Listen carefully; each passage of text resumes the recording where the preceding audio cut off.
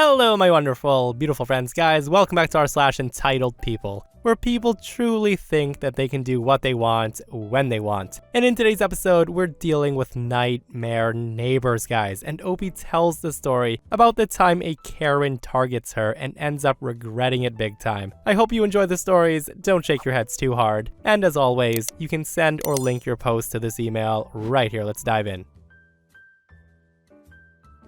So this happened in 2001. I had just moved to a quiet neighborhood where my children, 1 and 3, could play outside safely and grow up with the other neighborhood children. It was also nice for my cats to finally be able to run outside. After the first week, it was our first garbage day. I made sure everything was neatly in closed bags and in our personal garbage container. In the morning, we had to place the container on the side of the road with the rest of the containers on the street. So it was there at 7 o'clock. After which, I started cleaning my house. Now, one thing about me is I'm a clean freak. I had a white floor because I liked it, and it was extremely clean at the time because of crawling children. I went out early morning to do some shopping, and when I got home, I was in shock after opening my front door. My entire hall was full of unknown waste. Pieces of glass, sharp metal lids, pieces of food, cartons, plastic, etc. clearly stuffed through my mail slot. I already saw the number of neighbors looking at me expectantly behind their windows and in front of the house. It was clear that they knew more. So after asking around, I was told who had thrown the garbage in my house. It was my neighbor down the street, whom I'd never interacted with before, and my neighbor had done this with much fanfare. And that's when something snapped inside of me. A bomb in my frontal lobe, and all the decency disappeared from my mind, steam from my ears. I cleaned out the trash, and I put the kids in the living room. Then I cleaned the cat litter box. Now normally, I throw the entire contents in a bag, but now I was a bit more precise. I only scooped the cat crap and the urine clumps out of the box, and divided it evenly into 2 small bags, the thin ones that tear quickly. I then took the bags and went to the neighbor further down the street. I rang the doorbell and I kept the bags behind me. The lady opened the door with a smug grin on her face. The door opened wide and I could quickly see her hallway.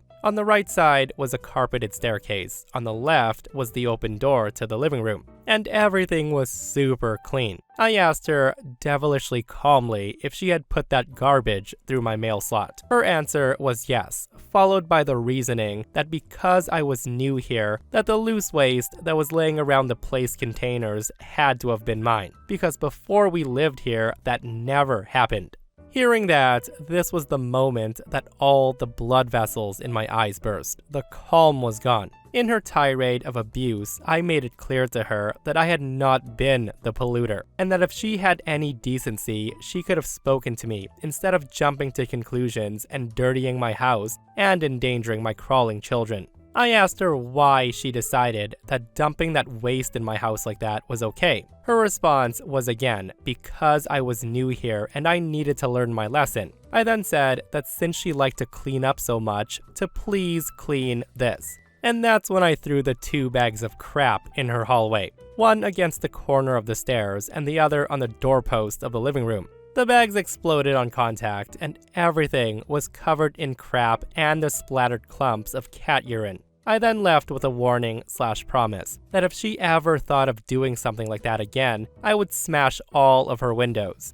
I then turned around and went home. Everyone had seen and heard everything. I never heard anything from that Karen neighbor again, and I can still enjoy the face she pulled when she saw the bags flying. It was shock, fear, indignation, nausea, and despair all at once. Now that was an absolutely beautiful response by OP, standing up to a nasty Karen neighbor like that. Like honestly, I'm glad OP let it be known that she's not a person to be messed with. Like it's just wild to me that people do this, guys. Like that Karen spent time picking up the trash, walked all the way to OP's house, and then proceeded to flatten the garbage and stuff it into a mail slot, and not once did she think, maybe I shouldn't be doing this. And this person comments, people are so crazy sometimes. When we had just moved into our house, we had a lot of garbage from renovations and whatnot. And we had this one trash bag sitting by the can because it was too full. The neighbor across the way took the bag and he threw it all over our driveway. We are cordial now, but I was an a-hole to him for a long while. Again, I don't understand why people like to make enemies. Like, are you that bored that you need to be at constant war with somebody who lives by you? So back in the far-off days of '02, I lived in a duplex. The people in the other half of the duplex complained to the landlord all the time for nothing. As in, I was once woken up at 2 o'clock in the morning by my landlord calling to say that the neighbors reported me for having a loud, crazy party and keeping them awake. I was sleeping at the time. I was alone. There was no lights on and there was nothing making noise. Basically, she complained about both petty and made-up things constantly. There's your background. So with that said, on the property was a shed with the landlord-supplied electric lawnmower. I mowed my half one day, and I thought, what the hell, let's do their half too. However, the cord didn't reach the back corner of their yard from my outlet, so I plugged into their outlet for the last 10% of their side of the lawn. The next day, she threw a fit at me that I used her electricity. A long fit. A loud fit. She was screaming at me so hard. I pretty much just shook my head, threw my hands up, and walked away from it. Like I used pennies of your electricity to mow your lawn. I don't even expect gratitude. It's a small unasked favor, but why bite my head off over it? The next day, she's got someone on her side installing those clear boxes over her outlets with padlocks on them. Clearly a normal response, right? And this is where I decide to get back at her. I take a gander when she's not home, and those locks are clearly the cheapest locks they could find at Walmart. So I go to Walmart and I buy 2 identical ones. They were like $6. One of my hobbies is lockpicking. I'm absolutely not a master, and I'm probably not even good, but I sure as heck can open the cheapest padlocks ever made in seconds. So I do that and then replace the locks with my own. It looks exactly the same. It took a few weeks, but looking out my window one day, I see her with an overgrown lawn, and I heard her slamming a hammer against the clear boxes for half an hour. It made all the frustration worthwhile. Next time, shut up and take the favor. No good deed goes unpunished, they say. And seriously, sometimes it's better to not touch people's stuff at all and to leave them be. And I'll admit, that lock thing was absolutely genius. And guys, I know I say this a lot, but I wish I could see Karen's reaction when she came out and realized her keys didn't fit into those locks. What an absolutely petty move by OP, and I love it.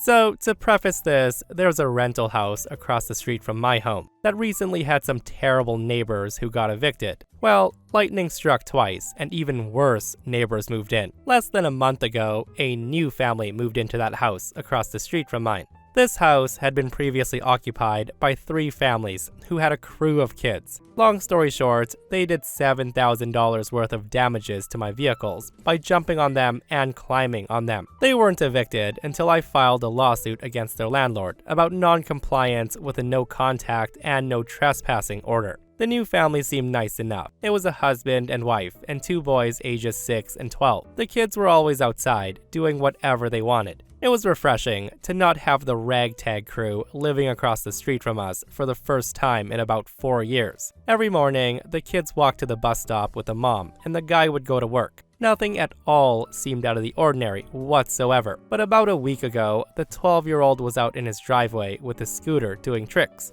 and I was taking my dogs out of the house to go for a walk, when the 12-year-old just runs over to my driveway. Now, initially, I thought he was wanting to pet the dogs, but instead, the kid starts kicking them extremely hard in the side. My older of the 2 dogs started yelping, and at that point, I yelled at him to stop and then pulled the dogs back inside the house. I ran across the street and I start knocking on the door to the house, and all I could see is the 12-year-old making faces and flipping me off through the windows. My wife, who was home at the time, noticed the older dog limping and not putting weight down on his back leg, so she rushes them off to the emergency vet for evaluation. I just closed the door, locked the house up, and called the cops. Both of the family vehicles were in the driveway, making me think that everyone was home, but they knew their kid screwed up and they were avoiding me. I reviewed our security camera footage that shows the boy running over and started kicking the dogs unprovoked. Being a smaller town, the police arrived very quickly, and they took my statement and I showed them the footage. They then asked if I had any prior interactions with the child, and I said no. The police officer was rather nervous and asked if the boy was a special needs or something like that, which I was unaware of. The officer called a family law unit in before he went to talk to the family across the street. When the other unit arrived, it wasn't more than a minute later that I heard a call on the radio for an ambulance. Come to find out, both parents were in the bedroom, coming down off of heroin, and they let the kids run wild. The parents were taken away in an ambulance for evaluation, and the kids were taken by child services. My older dog suffered from blunt force trauma to the leg, and my younger dog had a giant bruise on the side. Luckily, they weren't injured any worse by the boy kicking them. So today, I am coming home from work, and I see the parents for the first time in a week since this happened. The man comes over, and I'm expecting him to apologize, when he says, "What you did was effed up, man. My kids are taken away because of you. My kid didn't hurt your dog, and if I ever see you walking those things, I'll make sure they're actually hurt next time. You'll be hearing from our lawyer." I didn't say a word to the man, but my dog, who can barely walk now, begs to differ on his opinion. Thankfully, we have pet insurance and only had to pay the deductible of the $1,400 vet bill. I notified the officer who had been working on the case of what happened. The man was arrested again for criminal threats, and there was a civil protection order in place. The officer said that there's a very low possibility that he'll be coming back to this address after the way the booking went. Update: I got a call from the police department early this morning. The woman who lives there was arrested last night at the police station after they took her husband in. They're getting arraigned today on the child neglect and drug charges, but are pending for their criminal threats and assault on an officer charges. They're going to get a subpoena for me to appear in court on that case if it's filed. I asked about the kids, but the officer said they can't tell me anything about the case other than the kids are not in their custody. Yeah, this post honestly made me so sad for the kids, guys, but I think OP actually did those kids a favor by getting cops involved. Like, they deserve so much better. It just sucks knowing that the last neighbors OP had did so much damage, and now these neighbors were no better. And I know some of you are probably thinking that OP should sue them for vet bills, damages, etc., but honestly, that's probably not happening.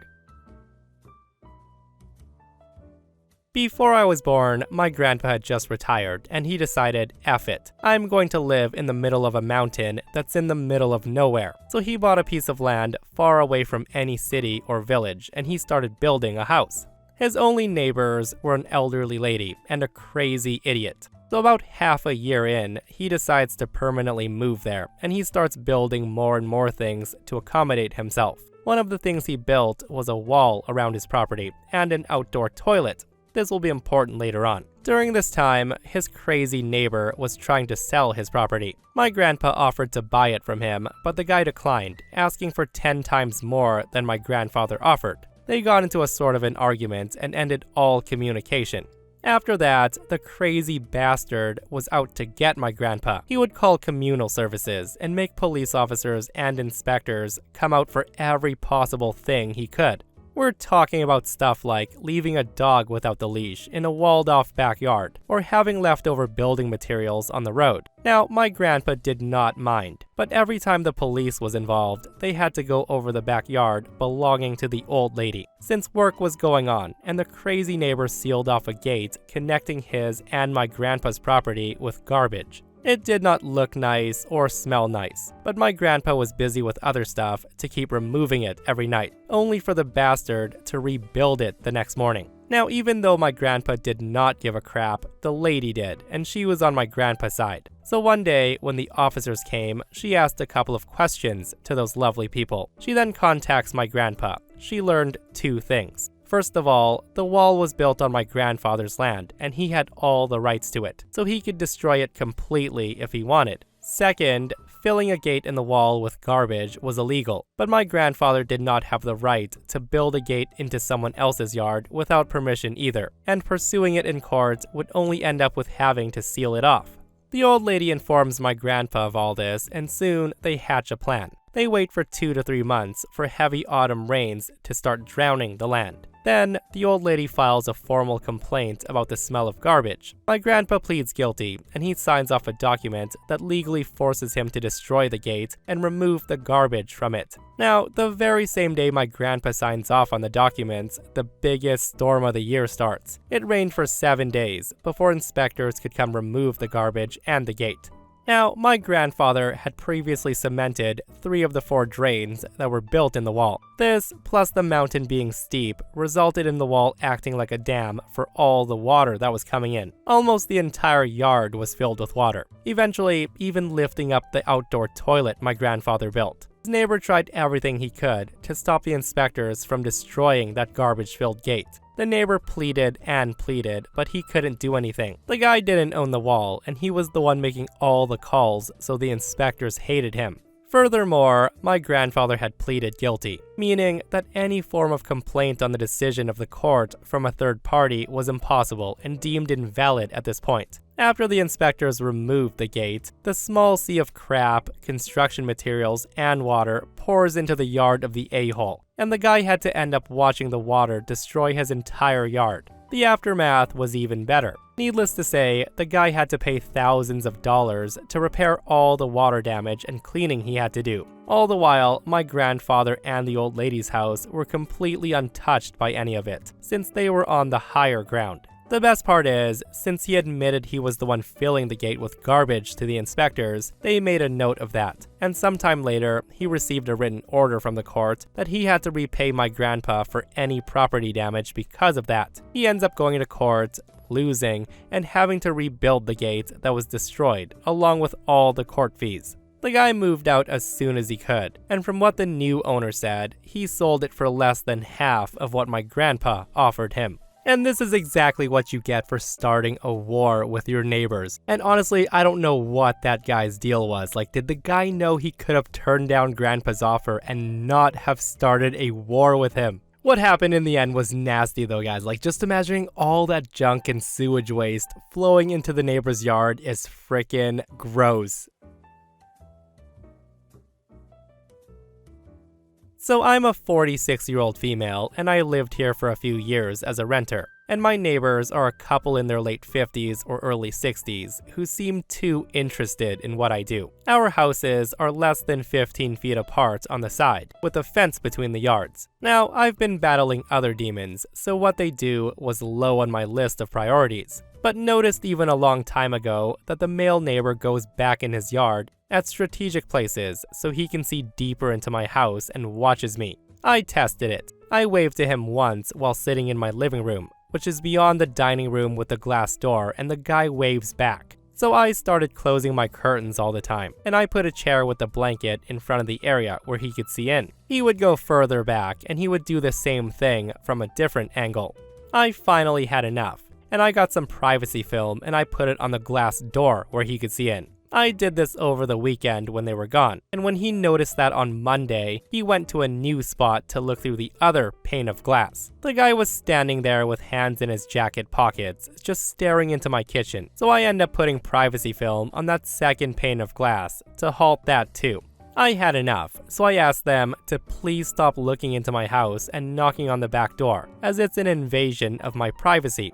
The knocking on the door was done by the wife, who used the gate to enter my yard and to bang on the back door, hands against the glass looking in, to offer me tomatoes. She disrupted me working to do that. She also made crappy comments that lead me to believe that they can hear what I'm up to, as she's asked whether I was still sober because she heard me yelling, and another time trying to make me feel bad for not letting my dog out when she barked. Long story short, the guy didn't stop. I caught him later that week, despite the film, and he hid behind a tree. So I called the police and reported this behavior and put up a camera in the backyard. They keep their heads down now. But a few days ago, the wife hijacked my time with my dog in the front yard by coming out to tell me that they aren't looking into my house. So I told her about her husband waving, and she immediately shifts stories, saying he's getting dementia and she catches him doing the same thing inside, just standing there staring. But she had zero emotion in her face or voice saying it. Also, she said she can't tell anyone about it, so I shouldn't either. And here's the thing, the dementia dude would still be doing it despite the camera, and he wouldn't be hiding behind a tree when caught. Also, the woman's a narcissist, so if that were true, she'd be telling everyone to bask in the pity and sympathy. Anyways, I don't feel comfortable here anymore. I feel like I should move. And her saying it's dementia is essentially saying without words that he's not going to stop, and that's way too invasive for my taste. Oh man, I love the fact that the wife just defends her husband saying, let him be. And that boggles my mind, guys. Like, if he actually does have dementia like she says he does, she should be trying her best to keep that man inside before something happens. With that said though, OP did take the advice of some people and she started wearing a horse mask inside, which is awesome, guys. And she's also looking at moving. Which doesn't surprise me at all. Like, who wants to live beside peeping neighbors? That's wild. Okay, so I'm dying to tell this story. My boyfriend and I moved into an apartment in August. It's older, so the floors are super creaky. According to our lease, we're obligated to cover 90% of any room with carpet, except the bathroom and the kitchen to help with noise. Well, it turns out that our apartment was previously managed as a dorm by the local college, so the floors already have a layer of super thin, crappy carpet. We also laid down more rugs to help with noise cancellation. Our downstairs neighbor moves in about a month later, and within a month of that, starts banging on her ceiling when we get too rowdy.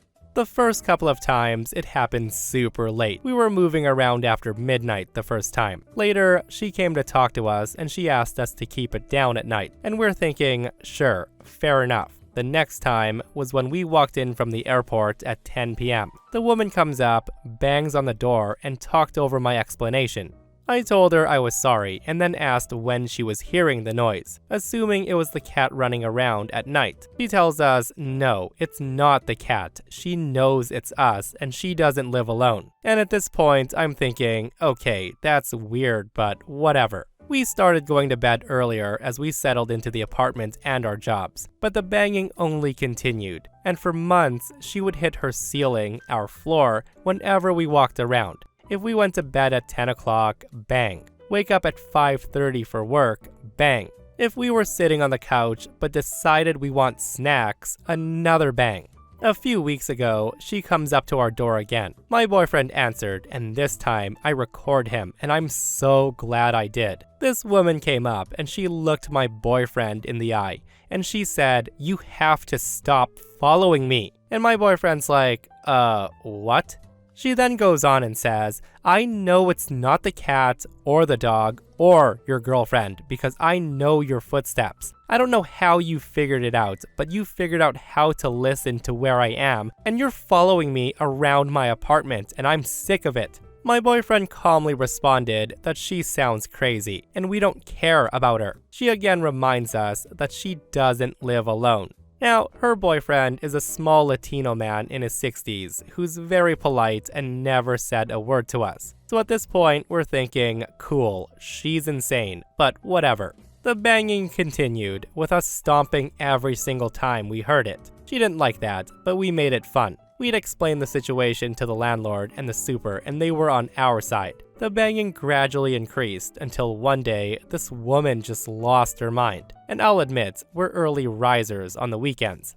On this particular Sunday, we end up waking up super early, but not doing anything for the first few hours. We just drank some coffee and we sat on the couch until almost 11 o'clock. At that point, we decide to get up and clean the apartment, and Karen lost her mind. She had to be running from one end of her apartment to the other. The woman's banging the ceiling so hard that we're convinced she's damaging it. At one point, I hear what sounds like muffled yelling after she followed me into the bathroom. We had plans that day, so we just ignored her, finished cleaning, and then started to leave. She must have been waiting for us to leave, because for the first time ever, she walks out of her apartment just as we go to her landing. And of course, she decides to say something. Crazy Karen says, "Tell your boyfriend to cut it out." I say, "Cut what out? Walking? You're hitting the ceiling because of me and the dog moving, not him." She then continues to spew some other dumb crap as my boyfriend gets down to me. She then proceeded to stay exactly 3 steps ahead of him, slowing us all the way down the stairs. She then tried to block us going out the door at the bottom, but backed off when he didn't stop moving. She's continuing to yell at him all the way to the parking lot. As I pass her car, she decides to continue talking at me. She screams at me and says, "I'm serious, it's done." I tell her, "Okay, well, what do you want us to do, crawl? I told you we have a 60-pound dog and we're just walking around." Crazy Karen then says, "I need you to remember I don't live alone." That's when I say, "Okay, well, neither do I. You see my boyfriend right there, so what's your point? By the way, that's the third or fourth time you've said that now, and that can be taken as a threat." Karen then says, "You think that's a threat? Fine, it is." I tell her, "Cool, I'm calling the cops." Karen says, "Okay, me too." We both call the cops and they pull up. They talk to her first and then come talk to us. Now, I don't know what she told them, but when they came to us, I told them everything she'd said and done for the past 6 months. The officer then explains that it's a civil matter and it would have to be dealt with by the landlord, but they assured us that they explained to her that it's perfectly acceptable to walk around your apartment at 11 a.m. on a Sunday. They also told her to not knock on our door ever again, and that she's not allowed to bang on our floor over footsteps at any point. For a couple of nights, she got back at us by banging at 1:30 in the morning to wake us up.